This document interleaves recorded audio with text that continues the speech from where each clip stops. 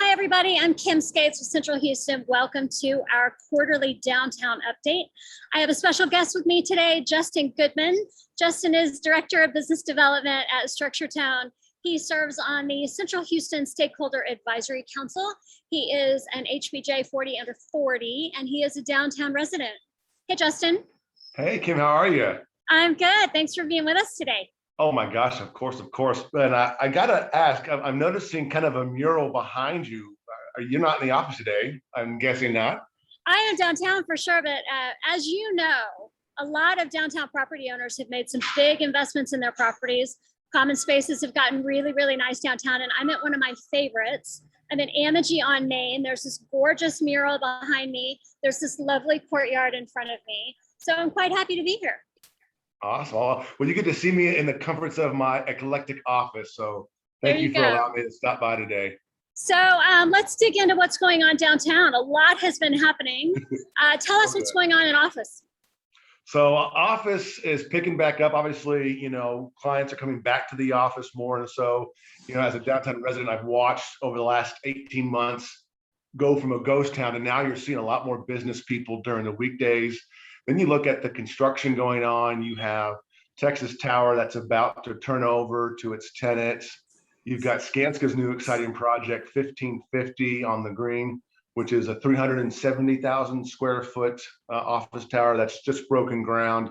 Should deliver, I think, 2024. That actually made the news in the last quarter because Norton Rose Fulbright signed their lease for that building. I want to say they're taking about a third of it, so a pretty sizable footprint. You've got Chase Tower, which is the largest tower in Houston, doing a massive repositioning, a beautiful glass atrium in front done by HOK. That should be wrapping up in the next couple of months. And Chase has moved all of their people from 1111 Fannin to Chase Tower, and now the county actually owns 1111 Fannin, and they're going to do a repositioning of that building. So just a whole bunch of stuff going on in office. And where we were a year ago, it was kind of gloomy outlook, but now, fast forward 12 months and it's looking positive. You're seeing more and more people come back, and you're hearing plans for people to come back as we get this pandemic somewhat under control. And in addition to the office towers, residential, there's a lot going on in that. What's going on in residential? I'm thrilled because as a downtown resident, Bob and you and the whole team of Central Houston has spent the last 5+ years trying to make downtown that live, work, play hub. And it's really come to fruition by account of all the either repositioned buildings to apartment towers and the new towers coming up. Like you have the High Street, which I believe is Trammell Crow, right across the street from Marriott Marquis. That's vertical. It's got skin going up. I think it turns over probably mid-22, maybe a little bit sooner.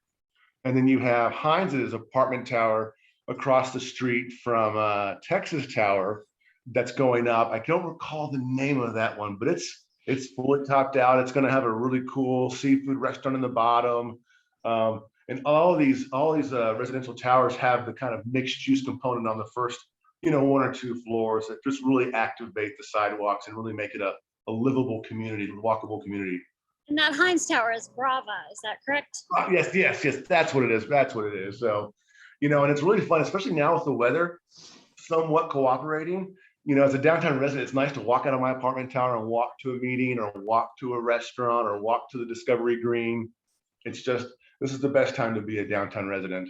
Well, and speaking of restaurants, there has been a lot going on with restaurants downtown. Oh my gosh. So they just named the chef over at Toro Toro. That's in the Four Seasons. That's kind of the hot one everyone's waiting for. I know in our building, we have Nash that opened up over the summertime. It's been quite hopping. Actually, a really, really, really great place. You had McIntyre's open up since last time. That's a really fun sports bar, and it's really, really played well. And actually, the time of year we're in with the hunt for October, with Astros being in the playoffs.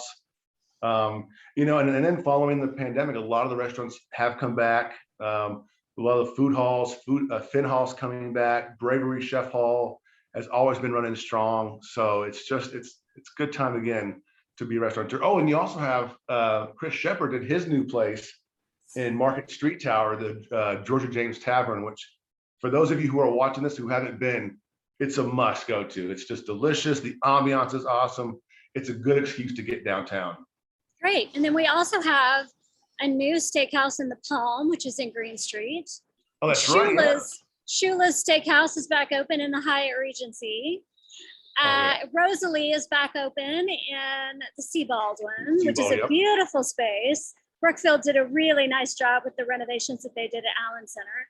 Common Bond now has opened there. That's right, actually, and that's just fresh back about a week or two. Common Bond has been this, as a downtown resident, it's been this, come on, hurry up and open, because it's a great little coffee shop, but it also has a bistro component for wine and heavier bites at nighttime. And it's in Capitol Bank of America Tower, that's Skanska's first tower they did downtown. And it's just been, as a resident or even a business person, you've been, come on, open, open, open. And it did, and it's fantastic. Yeah, good. So we talked about the Astros, but over in that corner of town, George R. Brown's been picking up. They've got some conventions this quarter. Yeah, 9 conventions this month alone. I believe they're booked for 9 the following 2 months, actually. It's great. And that's the fun part, right? On the weekends and the weekdays where you see this mass of people, and it's just they're here for the conventions. And it just is a breath of life back into the downtown that's been missing it so much for the last 18 months. So as a downtown resident, you talked about a couple of the places that you guys like, but what else are you really enjoying right now? So actually, like I mentioned, the time of year is great because we get to go out and walk. Where we're at the Star, which is at Ruskin Fannin, so we're easy walk to the Astros game. We're an easy walk to Edo if we want to just get a little skip outside of downtown. We walk to Garden Grace over in the Allen Center. You mentioned Allen Center. And then, we love, honestly, Central Houston's work on the Moore Space Main Street. A number of our favorite little haunts, whether it's Flying Saucer or Chez McElroy's, have taken advantage of putting out patio seating on the Main Street Drive. And it's really just opened up and activated those what were, empty streets for so long. And you see people outside having their cocktails and their bites and just sharing that fellowship, and it's just amazing. Good. Well, that is a lot. Wow, there is a lot going on in downtown right now. So, thank you so much for joining us today. Any parting words of advice? Come downtown, anyone. It's happening.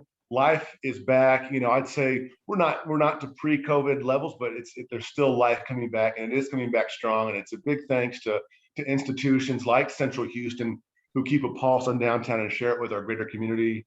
And it's a testament to the tenants and the residents of downtown to keep the life going. That's terrific.